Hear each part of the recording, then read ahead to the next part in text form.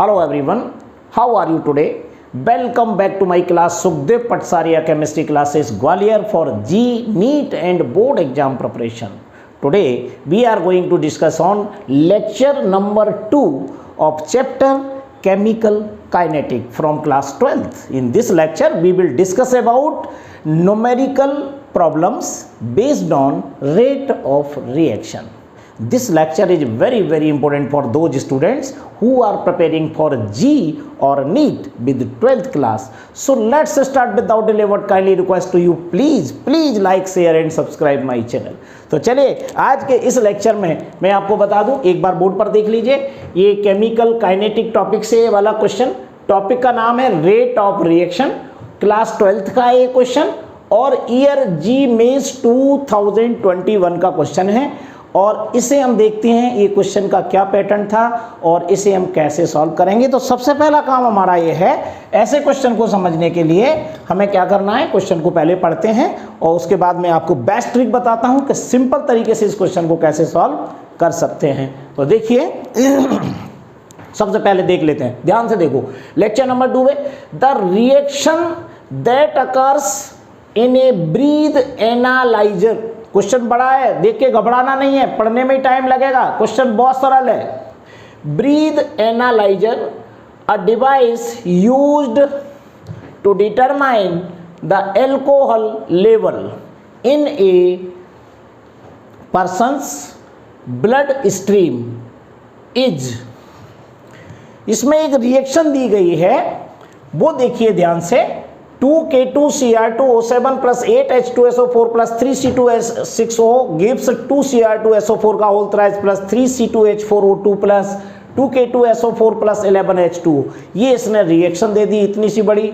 उसके बाद नीचे क्या लिख रहा है, if the rate of appearance of Cr2SO4 का होल थ्राइस, दोबारा सुन लो ये मेन चीज है, if the rate of appearance of Cr2SO4 का होल थ्राइस इज 2.67 मोल पर मिनट दिया हुआ है at a particular time, the rate of disappearance of C2H6O find करना है, रेट ऑफ डिसअपीयरेंस फाइंड करना है। रेट ऑफ अपीयरेंस दिया हुआ है, गिवन वैल्यू है, at the same time is dot dot dot. यहां आपको आंसर देना है मोल पर मिनट में। ये इंटीजर टाइप क्वेश्चन है, इंटीजर टाइप क्वेश्चन है, बार बार आपको बता रहा हूं ये इंटीजर टाइप क्वेश्चन है, इसमें ऑब्जेक्टिव बिल्कुल भी नहीं आएगा। आंसर आपको निकाल के देना होगा, जैसे आपको 12th क्लास में कंप्लीट क्वेश्चन सॉल्व करते हैं ऐसा वहां पर क्वेश्चन आपको नहीं दिखाना है, क्वेश्चन आपको पूरा आपको रफ में करना है, लेकिन आंसर यहां पर आपको इंटीजर देना है। तो इतना बड़ा क्वेश्चन जो दे रहा है कि हमारे पास ब्रीथ एनालाइजर है, उसमें एल्कोहल का लेवल ज्ञात करना है, उसके बाद वो रिएक्शन दे रहा है, उस रिएक्शन में कौन अपीयरेंस होगा और कौन डिसअपीयरेंस होगा। तो कुछ घबराने की जरूरत नहीं, रेट ऑफ रिएक्शन की जो मैंने रिएक्शन आपको सिखाई है, आप उसके हिसाब से इसमें क्या रिएक्शन बनेगी वो सब इस पर डिपेंड है। इतनी बड़ी रिएक्शन दी है, उसमें 2 वर्ड आ गए, रेट ऑफ डिसअपीयरेंस और रेट ऑफ अपीयरेंस, बस तो उसी पर टारगेट करना है आपको और कुछ नहीं सोचना है। पूरी रिएक्शन से हमें कोई लेना देना नहीं। तो हमारी इक्वेशन क्या बनेगी, इक्वेशन ये बनेगी, रेट ऑफ क्या फाइंड करना है, rate of disappearance of C2H6O। यहां पर C2H6O का मतलब इथाइल एल्कोहल है। तो यहां पर लिखेंगे सॉल्यूशन। देखिए कैसे सॉल्व करना है बहुत कम समय में। Rate of disappearance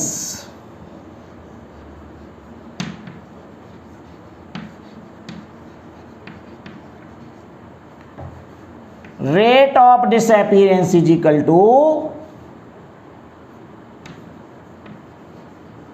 rate of appearance.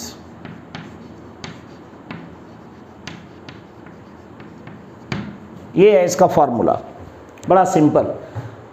एक वैल्यू दी है, दूसरी वैल्यू को निकालना है। तो rate of disappearance is equal to rate of appearance. Rate of disappearance को माइनस में रिप्रेजेंट किया जाता है और रेट ऑफ अपीयरेंस को प्लस में रिप्रेजेंट किया जाता है। अभी बताता हूँ रेट क्या होता है। रेट इज इक्वल टू होता है dx अपॉन dt, उसी को अपन इक्वल के फॉर्म में लिखना है।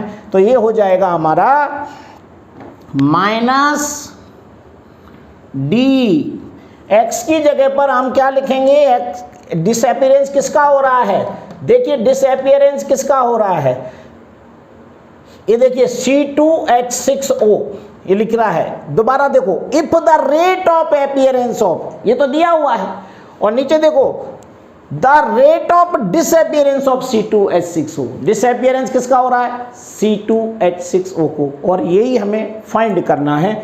तो इसे माइनस में रिप्रेजेंट करते हैं, माइनस डी, और ब्रैकेट में इसका कंसंट्रेशन लिखेंगे किसका, C2H6O, C2H6O, देख लीजिए इसको। अब यहाँ पर जो संख्या दी है ना 3, इसको लिखा जाता है यहाँ पर 1/3, 1/3 माइनस 1/3 डी C2H6O अपॉन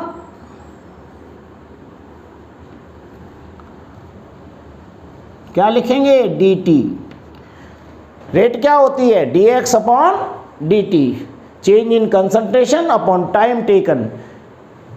तो यहाँ पर x की वैल्यू लिख दी, आपको इक्वेशन लिखना सीखना है बस। संख्या जो दी गई हो, यहाँ पर जो मोल दिए हैं इसे 1 अपॉन करके लिखना है, माइनस 1/3 डी ब्रैकेट में C2H6O अपॉन dt, और उसके बाद अपीयरेंस किसका हो रहा है, तो ये रेट ऑफ डिसअपीयरेंस हो गया, इक्वल टू लगाओ, इक्वल में लिखेंगे यहाँ पर। अब ये प्लस, प्लस को रिप्रेजेंट करो या ना करो, डायरेक्ट लिख सकते हो।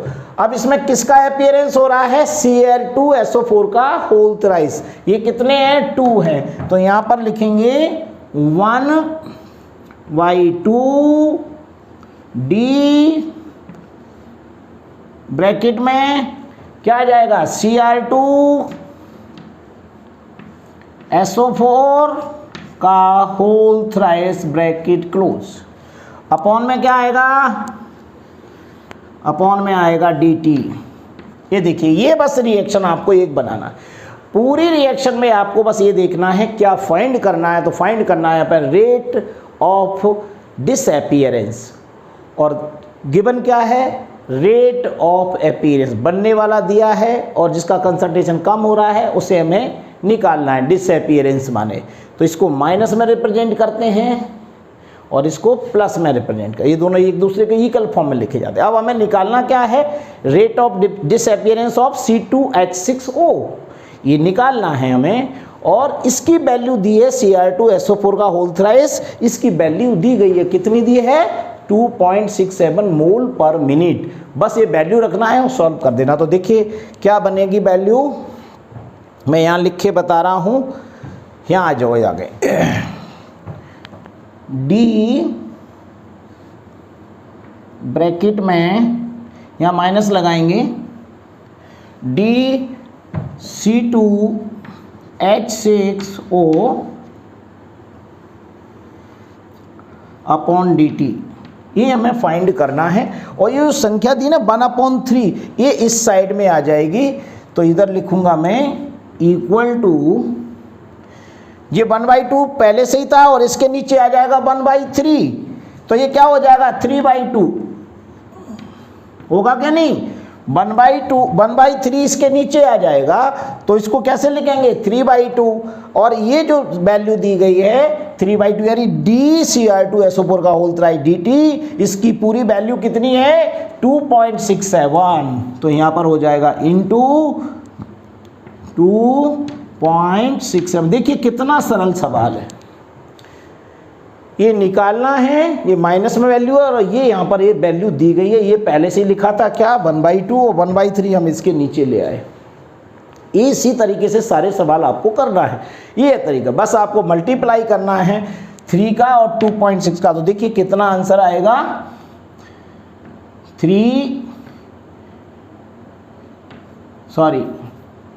2.67 इंटू 3, इजिकल टू क्या हो जाएगा, इसका गुणा कर लेते हैं, 3 7 जा 21 तो 1 आ गया, 3 6 जा 18 और 2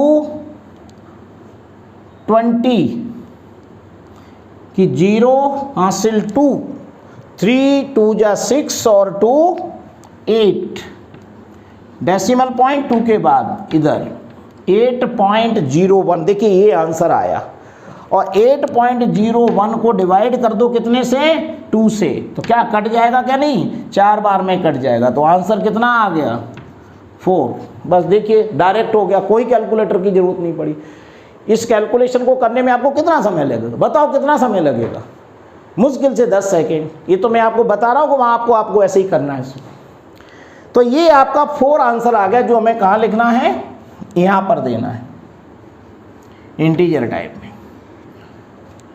इकाई में हो गया मोल पर मिनट, मोल पर मिनट 4 बाई। ये देखिए ना कोई कैलकुलेशन करना पड़ी, कितना सरल है, आपको केवल इतने पे टारगेट करना है, कितना सा सरल क्वेश्चन है। आप मान लीजिएगा इतना बड़ा क्वेश्चन पढ़ने में ही आपने 5 मिनट खराब कर दिए और करने में होगा 1 मिनट, तो आप इसको स्पीडली पढ़िए कि इसमें कहना क्या है उसका, ऐसी इक्वेशन दी है और लेकिन नीचे तक जाइए कि पूछ क्या रहा है वो। आंसर में फाइंडिंग वैल्यू देखिए और गिवन वैल्यू देखिए, तो आपको मिलेगा कि रेट ऑफ डिसअपीयरेंस दिया हुआ है, सॉरी सेम टाइम में इसमें क्या है, रेट ऑफ डिसअपीयरेंस हमें फाइंड करना है और रेट ऑफ अपीयरेंस हमें दिया हुआ है। ये फॉर्मूला फर्स्ट एंड सेकंड याद रखो, उसके बाद वैल्यू रखो, काट पीट के देखो आंसर आ गया बहुत ही कम समय में। तो चलिए ये हमारा क्वेश्चन केमिकल काइनेटिक का लेक्चर नंबर 2 है। 2021 के क्वेश्चन अभी पहले सॉल्व करा रहा हूँ, फिर 20 के 19 के ऐसे सारे क्वेश्चन सॉल्व कराऊंगा और पेपर के आधार पे आपको सारी की सारी थ्योरी मिल जाएगी। तो चलिए इस क्वेश्चन को देखने के बाद आपके मन में कैसे विचार आते हैं, आप क्या कुछ कहना चाहते हैं मुझे ज़रूर बताइएगा। So thank you very much, next lecture will be continue.